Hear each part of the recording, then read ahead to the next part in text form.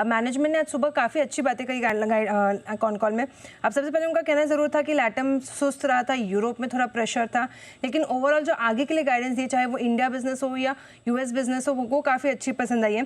उनका सबसे पहले कहना है कि हर तिमाही में यूएस में 3 से 4 नए प्रोडक्ट्स जो है कंपनी लॉन्च करती हुई दिखेगी। अभी कंपनी के पास फिलहाल 10 इंजेक्टेबल यूएस बाजार में, हर तिमाही में अब 3 से 4 ऐड करेगी और अगले कुछ सालों में कंपनी जो अपनी एंटी एलर्जी स्प्रे है रायल स्ट्रेसिस 10 से 12 कंट्रीज़ में और उसे एक्सपांड करेगी। तो जोग्राफिकल एक्सपांशन पे कंपनी का फोकस है।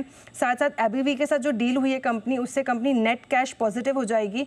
तो ये एक बड़ी एक लाइन निकल के आई है, हेडलाइन निकल के आई है पूरे कॉन कॉल से कंपनी के लिए। और अगले 5 से 10 साल कंपनी का मैनेजमेंट का कहना है कि कंपनी के लिए पूरा ट्रांसफॉर्मेटिव ईयर होगा, क्योंकि कंपनी ब्रांडेड मेडिसिन पे ज़्यादा फोकस करेगी।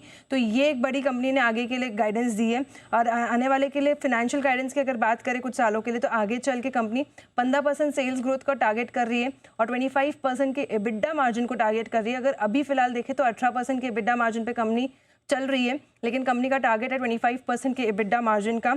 Second half of the year में कंपनी ये भी टारगेट कर रही है कि 8,000 करोड़ की आय आ सकती हो सकती है कंपनी की। यूरोप का जो सेकेंड हाफ रहेगा वो काफ़ी मजबूत रहेगा। और FY27 के लिए भी उन्होंने कुछ गाइडेंस दी है, जिसमें टोटल ईयर रेवेन्यू अगर देखें तो 17,000 से 18,000 करोड़ का जो है कंपनी रेवेन्यू टारगेट करती हुई दिख रही है FY27 में। FY27 यूएस कारोबार के लिए अगर देखें तो सबसे बेहतरीन साल रह सकता है, एक बड़ा टर्न अराउंड कंपनी लाने वाली यूएस में। और आखिर में अगर देखें तो कंपनी का जो जीरो ग्रॉस डेट है, FY26 के एंड तक कंपनी डेट लेवल पे भी अगर देखें तो जीरो ग्रॉस डेट हो जाएगी। तो ओवरऑल जो भले ही नंबर्स थोड़े मिले जुले आए थे, लेकिन मैनेजमेंट की कमेंट्री जो है ये बाजार को काफ़ी पसंद आती हुई दिखी थी।